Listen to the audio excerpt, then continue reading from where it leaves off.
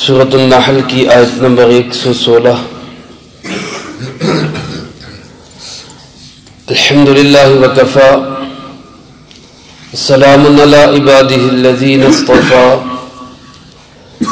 خصوصا علی سید الرسل وخاتم الانبیاء وعلى آلہ واصحابہ الاتقیاء اما بعد فاعوذ باللہ من الشیطان الرجیم بسم اللہ الرحمن الرحیم ولا تقولوا لما تصف ألسنتكم الكذب هذا حلال وهذا حرام لتفتروا على الله الكذب إن الذين يفترون على الله الكذب لا يفلحون متاع قليل ولهم عذاب أليم وعلى الذين هادوا حرمنا ما قصصنا عليك من قبل وما ظلمناهم ولكن كانوا أنفسهم يظلمون ثم إن ربك للذين عملوا السوء بجهالة ثم تابوا من بعد ذلك وأصلحوا إن ربك من بعدها لغفور رحيم ولا تقولوا لما تصف ألسنتكم الكذب،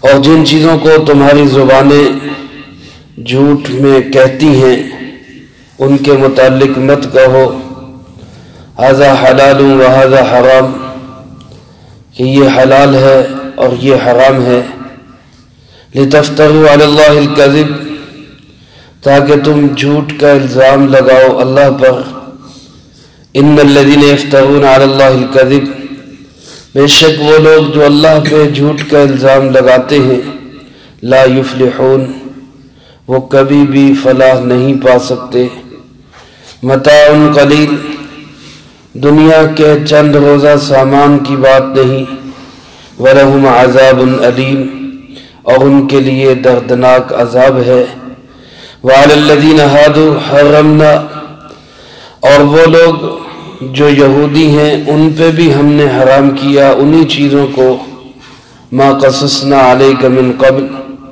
جو ہم آپ کو پہلے بیان کر چکے، وَمَا ظَلَمْنَاهُمْ، اور ہم نے ان پہ ظلم نہیں کیا، وَلَكِنْ كَانُوا أَنفُسَهُمْ يَظْلِمُونَ، لیکن وہ خود اپنے آپ پر ظلم کرتے رہے، ثُمَّ إِنَّ رَبَّكَ لِلَّذِينَ عَمِلُوا السُّوءَ بِجَهَالَةٍ، پھر بے شک تیرا پروردگار ان لوگوں کے لیے جو برائی کا ارتکاب کر بیٹھے جہالت کی وجہ سے، ثُمَّ تَابُوا مِن بَعْدِ ذَلِكَ وَأَصْلَحُوا، پھر توبہ کریں اس کے بعد اور اپنے آپ کو درست کر لے، ان ربک من بعدها لغفور رحیم، بے شک تیرا پروردگار اس کے بعد بہت ہی بخشنے والا اور نہایت رحم کرنے والا ہے۔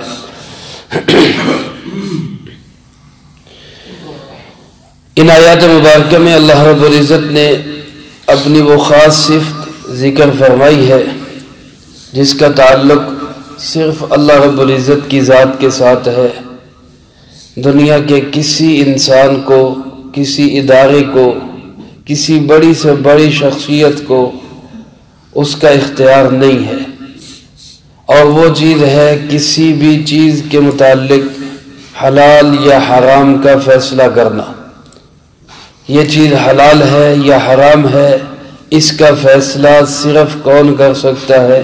اللہ رب العزت کر سکتا ہے۔ اللہ کے نبی امام الانبیاء جناب محمد کریم صلی اللہ علیہ وسلم اپنی مرضی سے کسی چیز کو حلال و حرام نہیں کہہ سکتے، ہاں جس چیز کو آپ بتا دیں کہ یہ حلال ہے وہ اللہ ہی کی طرف سے بتائی ہوئی چیز ہے، آپ کا بتانا سند ہوگا کہ یہ چیز حلال ہے۔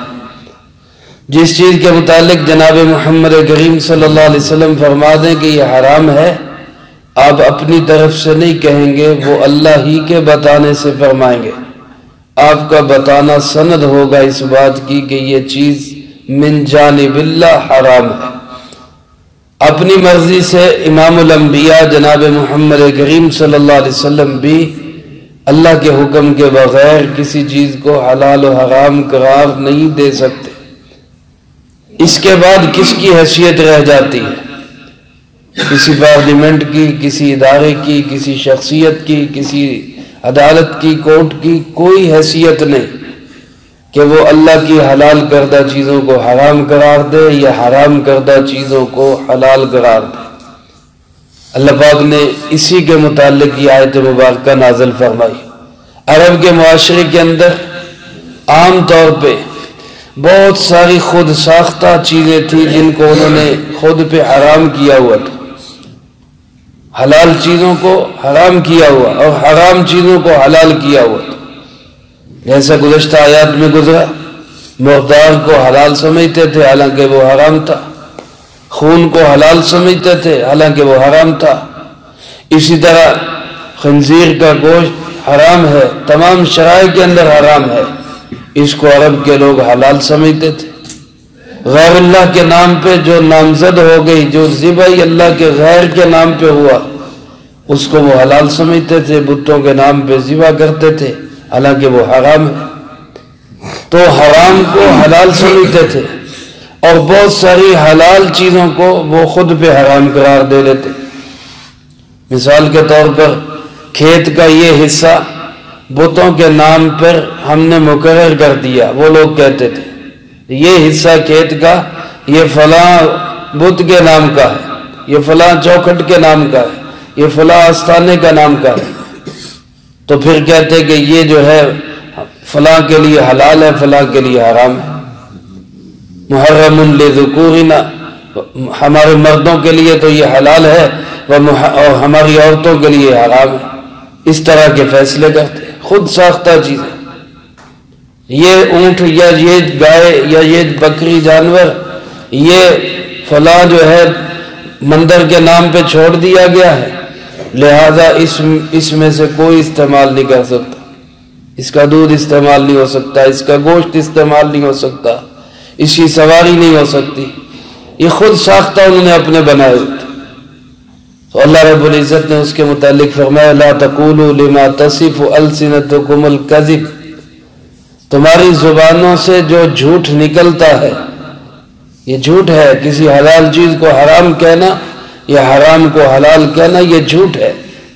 اللہ فرماتے تمہاری زبانوں سے یہ جو جھوٹ نکلتا ہے اس کے متعلق ہرگز یہ فتوے مت دو کہ ھذا حلال و ھذا حرام، یہ حلال ہے اور یہ حرام ہے۔ حلال حرام کا اختیار صرف اور صرف کس کے پاس ہے؟ اللہ رب العزت۔ فَمَا لِتَفْتَرُوا عَلَى اللَّهِ الْكَذِبِ، کسی حرام چیز کو حلال کہہ کر یا کسی حلال کو حرام کہہ کر تم اللہ پہ جھوٹ باندھنا چاہتے ہو۔ گویا کہ کوئی آدمی اگر کسی چیز کو کہتا ہے کہ یہ حلال ہے تو گویا وہ یہ دعویٰ کر رہا ہے کہ مجھے اللہ نے بتایا کہ یہ حلال ہے۔ کوئی آدمی اگر کسی چیز کے متعلق کہتا ہے کہ یہ حرام ہے تو وہ گویا یہ دعویٰ کر رہا ہے کہ مجھے اللہ نے بتایا، حالانکہ اللہ نے تو اس کو نہیں بتایا۔ تو یہ اللہ کے متعلق جھوٹ بول رہا ہے، اللہ کے متعلق جھوٹ بول رہا ہے۔ جس طرح میرے محترم دوستو اللہ رب العزت کی ذات کے متعلق جھوٹ بولنا بڑا سخت گناہ ہے، اسی طرح اللہ کے حلال کو حرام کہنا، حرام کو حلال کہنا یہ بھی انتہائی سخت بہت بڑا گناہ، بڑی جسارت والی بات۔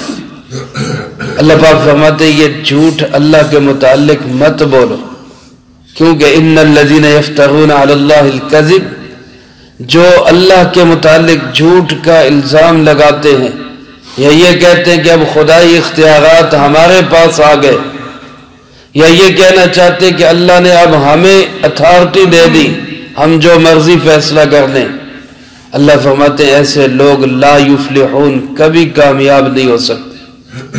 یا اپنی خواہشات پہ حلال کو حرام کریں، حرام کو حلال کریں، کبھی ان کو کامیابی نہیں مل سکتی۔ آج ہمارے ہاں اللہ معاف کرے سود جیسی حرام اور کبھی چیز جس کے متعلق اللہ رب العزت نے فرمایا کہ جو اس سے باز نہیں آتا وہ گویا اللہ سے اور اللہ کے رسول صلی اللہ علیہ وسلم سے جنگ کے لیے تیار ہے۔ فَأْذَنُوا بِحَرْبٍ مِّنَ اللَّهِ وَرَسُولِهِ، اگر سود سے باز نہیں آتے اللہ اس کے رسول سے جنگ کے لیے تیار ہو جائے۔ کیا ہم نے سودی نظام چلا کر اللہ کا مقابلہ نہیں کیا ہو؟ ایک طرف اللہ کے ساتھ مقابلہ کریں، متھا لگائیں، سادہ لفظوں میں پنگا لینے کی کوشش کریں، اور دوسری طرف کہیں جی ہماری معیشت ٹھیک ہو جائے، ہمارے حالات ٹھیک ہو جائے، ہم کامیاب قوم بن جائے۔ اللہ فرماتے لا یفلحون، کبھی بھی کامیاب نہیں ہو سکتے، کبھی بھی کامیاب نہیں ہو سکتے، یہ خدائی فیصلہ۔ اب ہمارے ذہنوں میں سوال آئے گا، یہ امریکہ، یورپ، فرانس، جرمنی، یہ بھی تو سب سودی نظام پہ چل رہے، یہ بھی تو سارے اسی غیر اللہ کے نظام پہ چل رہے، یہ کیسے کامیاب ہو گئے؟ ان کو کیسے عزت مل گئی؟ ان کو کیسے جو ہے وہ ساری دنیا کے وسائل و اسباب مل گئے؟ تو اللہ پاک نے اس کا جواب دیا متاع قلیل، چند دن کا سامان ہے، صرف چند دن کا سامان ہے، صرف وہ اللہ دے دیتا ہے۔ من کان یرید حرث الآخرۃ نزد له فی حرثہ ومن کان یرید حرث الدنیا نؤتہ منہا وما لہم فی الآخرۃ من نصیب، جو آخرت کی کھیتی کا طالب ہوگا، آخرت میں انعامات لینا چاہے گا، اللہ فرماتے ہیں ہم وہاں پہ دیں گے، اور جو دنیا کی کھیت کا طالب ہوگا ہم کچھ دنیا دے دیں گے، نؤتہ منہا، کچھ دنیا دے دیں گے، وما لہ فی الآخرۃ من نصیب، آخرت میں ان کا کوئی حصہ نہیں ہوگا۔ اگر اس طرح کر کے دنیا میں چند دن کے لیے کوئی ترقی کر بھی لوگے تو کیا ہوگا؟ متاع قلیل، اللہ فرماتے بہت تھوڑی ہے، بہت تھوڑا فائدہ ہے۔ بل تؤثرون الحیات الدنیا والآخرۃ خیر وابقی، تم دنیا کی زندگی کو ترجیح دینا چاہتے ہو، حالانکہ آخرت بہترین بھی ہے اور سدا باقی رہنے والی بھی، اس کو سامنے رکھو۔ میرے دوستو، ان سے تو کوئی گلہ نہیں، وہ تو کافر ہیں، عیسائی ہیں، یہودی ہیں، وہ کمیونسٹ ہیں، سیکولر ہیں، کیا ہیں؟ گلہ تو اپنوں سے ہے۔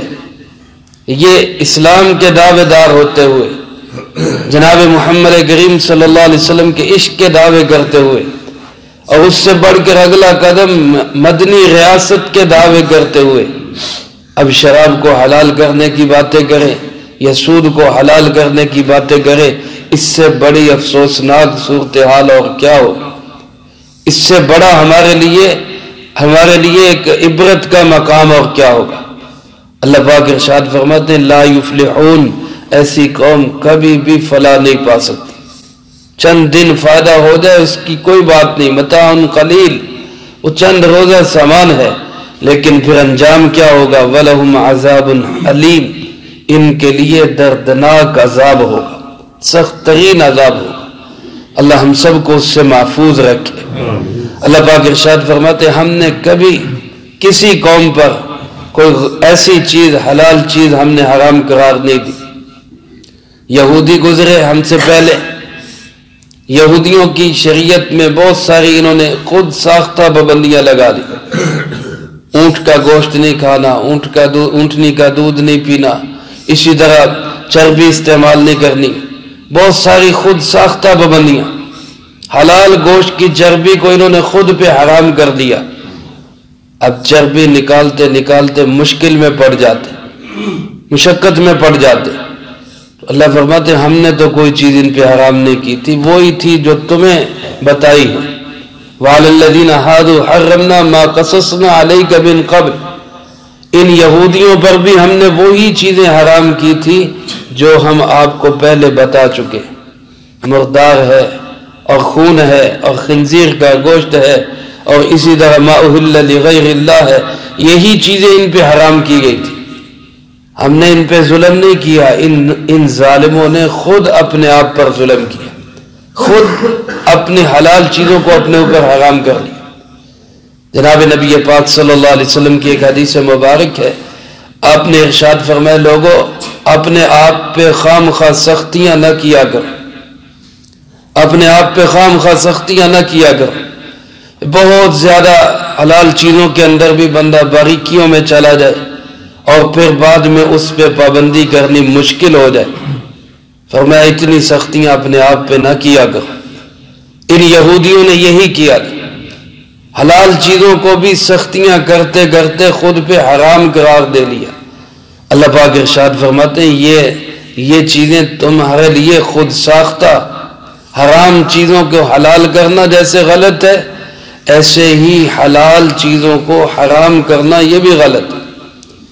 کوئی چیز اگر حلال ہے، اللہ نے اس کو حلال قرار دیا ہے، تو اس کے متعلق خام خواہ شبہات میں پڑنا، فتنوں میں پڑنا، اور اپنی صرف اس لیے اپنے آپ پہ پابندی لگا لینا کہ جناب ہم تو لذات سے بھی بچتے ہیں۔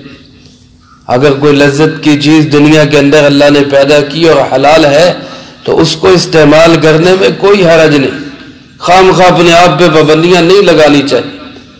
تو جیسے حرام کو حلال کرنا یہ خدائی اختیارات میں دخل اندازی والی بات ہے، اسی طرح کسی حلال کو خود پہ حرام کرنا اس کی بھی اجازت نہیں۔ جناب نبی پاک صلی اللہ علیہ وسلم سے بڑی اتھارٹی کون ہوں گے؟ آپ سے بڑھ کر اللہ کے ہاں کس کا مقام ہو سکتا ہے؟ ایک موقع پر جب آپ نے خود قسم اٹھا لی کہ میں آج کے بعد شہد استعمال نہیں کروں گا، بیویوں سے کوئی معاملہ ہو گیا، طویل قصہ ہے، سورہ تحریم میں اللہ پاک نے بیان فرمایا، آپ نے قسم اٹھا لی میں نہیں شہد استعمال کروں گا، تو اللہ پاک نے وحی نازل کی، سورہ تحریم نازل کی، یا ایھا النبی لما تحرم ما احل اللہ لک، اے پیارے نبی جی صلی اللہ علیہ وسلم، جس چیز کو اللہ نے حلال کیا آپ کیوں اس کو حرام کر رہے ہیں؟ آپ خود پہ کیوں اس کو حرام کر رہے ہیں؟ آپ صلی اللہ علیہ وسلم نے شہد استعمال کیا، اپنی قسم کا کفارہ دیا۔ تو اللہ کی حلال چیزوں کے متعلق قسم اٹھا لینا یا خود پہ ویسے پابندی لگا لینا کہ میں اس کو استعمال نہیں کروں گا، یہ بھی خدائی اختیارات میں دخل اندازی والی بات۔ تقوی اور چیز ہے، تقوی کا مطلب ہے ایک آدمی اپنی ذات کی حد تک لذات سے بچتا ہے، اللہ کے لیے لذتوں کو چھوڑتا ہے، وہ الگ بات ہے۔ ایک دوسروں پہ بھی نافذ کرنا چاہتا ہے کہ تم بھی چھوڑ دو، تم بھی چھوڑ دو، اس کی اجازت نہیں ہے کسی کو۔ جب اللہ نے حلال کیا ہے تو کسی کو آپ کیسے روک سکتے ہیں حلال چیزوں کے استعمال سے؟ تو بہرحال اللہ پاک فرماتے ہیں یہودیوں پہ ہم نے کوئی ایسی چیز حرام نہیں کی جو حلال تھی، انہوں نے خود اپنے آپ پہ پابندیاں لگائی، خود اپنے آپ پہ پابندیاں لگائی۔ آج کتنے مذاہب ہیں جن کے اندر ایسے ہے کہ جی ہم نے شادی نہیں کرنی، وہ مذہبی رہنما ان کے شادی نہیں کرتے، وہ سادھو بن جاتے ہیں، وہ اچھا کپڑا نہیں پہنتے، وہ ٹنڈ کروا کے رکھتے ہیں ہر وقت، اور اس طرح کی بہت ساری خود ساختہ پابندیاں اپنی طرف سے بنائی۔ اللہ پاک فرماتے ہیں یہ تمہارا خود پہ ظلم ہے، میری طرف سے اس کا کوئی حکم نہیں۔ یہ ساری وہ نادانی اور جہالت کی چیزیں ہیں جن کو قرآن پاک نے کلیئر کیا۔ اس کے بعد پھر راستہ بھی دیا، راستہ بھی دیا، دروازے بند نہیں کیے، ظالموں کے لیے، نافرمانوں کے لیے، گناہگاروں کے لیے اللہ نے پھر دروازہ کھولا، بلکہ دروازہ بھی نہیں بہت بڑا گیٹ کھول دیا۔ فرمایا ثم ان ربک للذین عملوا السوء بجہالہ، پھر وہ لوگ جو برائی کا ارتکاب کر بیٹھے جہالت کی وجہ سے، جہالت کی وجہ سے برائیاں کر بیٹھے، ثم تابوا من بعد ذلک واصلحوا، پھر توبہ کر لے، پھر اپنے اعمال کو درست کر لے، تو اللہ بڑا ہی غفور اور بڑا ہی رحم کرنے والا ہے۔ اس آیت مبارکہ کا مفہوم یہ شاید نکلتا ہے بجہالت، کہ وہ لوگ جو گناہ کر بیٹھے جہالت کی وجہ سے، نادانی اور ناواقفیت کی وجہ سے، تو ظاہراً یہ سمجھ آتا ہے کہ اگر کوئی جان بوجھ کر گناہ کرے تو شاید پھر توبہ قبول نہیں ہوگی، پھر اس کو معافی نہیں ملے گی۔ علماء فرماتے ہیں ایسی بات نہیں، اللہ پاک نے لفظ جہل کا استعمال نہیں کیا، جہالت کا استعمال کیا۔ جہل کا لفظ آتا ہے علم کے مقابلے میں۔ اگر کوئی شخص جہالت کی وجہ سے، نادانی بے وقوفی کی وجہ سے اگر جہل کا لفظ ہوتا تو پھر یہی مفہوم ہوتا کہ جو بھول کر گناہ کر بیٹھے اور توبہ کر لے تو معافی مل جائے گی۔ لیکن لفظ جہالت کا مطلب ہے نادانی والا کام، جہالت والا کام، نہ سمجھی والا کام کر بیٹھے، چاہے جان بوجھ کے کر بیٹھے، چاہے جان بوجھ کے کر بیٹھے، کام نادانی والا ہے۔ اللہ پاک نے جہالت کا لفظ بول کر اس کو کلیئر کر دیا کہ اگرچہ کوئی شخص گناہ کا کام جان بوجھ کر کرے تب بھی وہ ناسمجھی والا کام ہے، نادانی والا کام ہے، اور پھر بھی ثم تابو، جان بوجھ کے گناہ کر کے بھی وہ توبہ کر لے اور اپنے اعمال کو درست کرنے کی کوشش کر لے، اللہ بڑا ہی غفور اور بڑا ہی رحیم، بہت بخشنے والا ہے۔ کہتے ایک آدمی نے 99 قتل کیے، 99 قتل کرنے کے بعد ایک قتل کتنا بڑا سخت گناہ ہے، اللہ پاک نے اس کے متعلق ارشاد فرمایا وَمَن يَقْتُلْ مُؤْمِنًا مُتَعَمِّدًا فَجَزَاؤُهُ جَهَنَّمُ خَالِدًا فِيهَا وَغَضِبَ اللَّهُ عَلَيْهِ وَلَعَنَهُ وَأَعَدَّ لَهُ عَذَابًا عَظِيمًا۔ ایک قتل پہ 4 سزائیں اللہ پاک نے ارشاد فرمائی۔ جو مومن کو جان بوجھ کے قتل کرتا ہے اس پہ اللہ کا غضب ہوگا، اللہ کی لعنت ہوگی، اور اس کے لیے ہمیشہ کی جہنم اور بہت بڑا عذاب ہوگا، بہت بڑا عذاب ہوگا۔ یہ ایک قتل پہ، اور اس نے 99 کیے ہوئے۔ اس کے بعد دل میں احساس ہوا کہ توبہ کر لینی چاہیے، توبہ کر لینی چاہیے۔ کسی شخص سے جا کے اس نے کہا کہ جی میرے لیے کوئی صورت، اس نے کہا بیچارہ ایسے ہی ہوگا، پڑھا لکھا ہوگا نہیں، کہ توبہ توبہ توبہ، 99 قتل، تیری معافی کی کوئی صورت نہیں، تجھے اللہ معاف نہیں کرے گا۔ اس نے کہا چلو سینچری پوری کرتے، تو نے ایسی بات کہی، اس نے اس کو بھی قتل کر دی۔ اب 100 کر کے اندر وہ تڑپ لگی ہوئی تھی کہ توبہ کرنی ہے، 100 کر کے پھر آگے چلا، کسی سے پوچھا کیا مسئلہ ہے، اس نے کہا بالکل توبہ قبول ہو جائے گی۔ کسی عالم سے پوچھا، جاننے والے سے پوچھا، اس نے کہا بالکل توبہ قبول ہو جائے گی، معافی مل جائے گی، شرط یہ ہے کہ اپنے حالات کو بدلو، اس علاقے کو چھوڑ دو، فلاں نیک لوگوں کی بستی ہے وہاں چلے جاؤ، وہاں جا کر ان کے ساتھ رہو۔ اب وہ وہاں سے نکلا، اس بستی کی طرف جا رہے، راستے میں موت آ گئی، راستے میں موت آ گئی۔ اب موت آئی تو فرشتے آ گئے، ادھر سے عذاب والے فرشتے آ گئے، یہ 100 آدمیوں کا قاتل ہے، اس کو ہم لے کر جائیں گے۔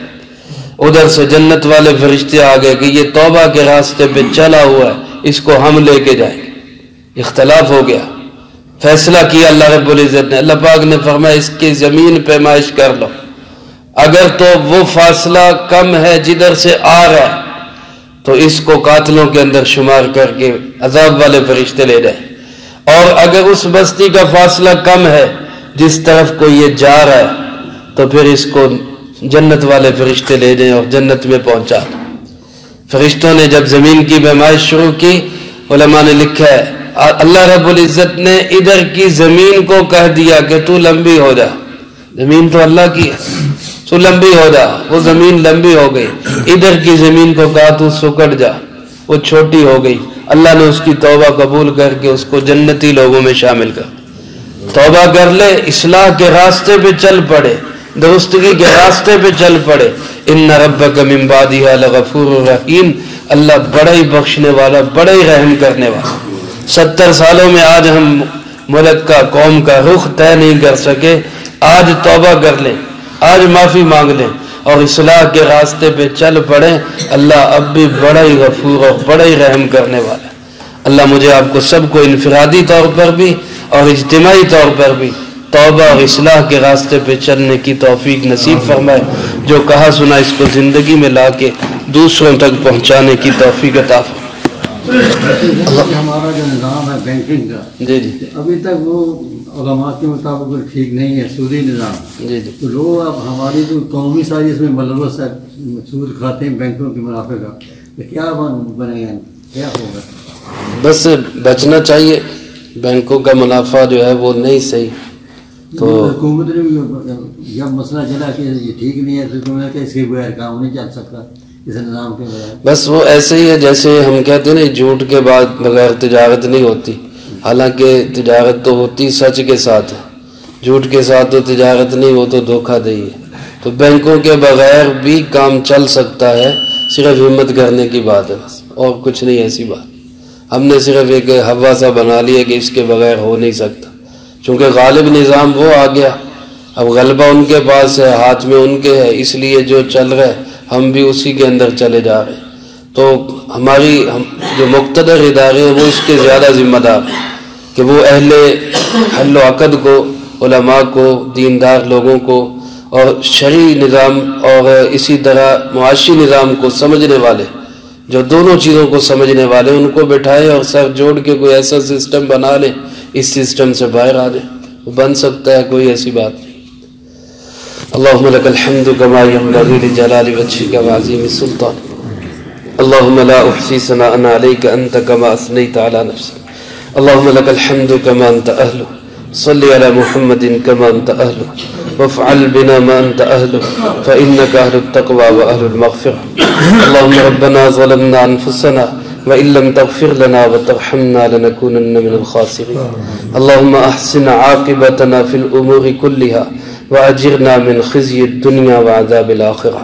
اللهم اكفنا بحلالك عن حرامك وأغننا بفضلك عمن سواك. رب ارحمهما كما ربياني صغيرا. اللهم استر عوراتنا وآمن روعاتنا. اللهم إنا نجعلك في نحورهم ونعوذ بك من شرورهم.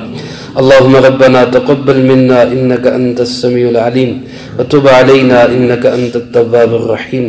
صلى الله على النبي الكريم وعلى آله وأصحابه أجمعين برحمتك يا أرحم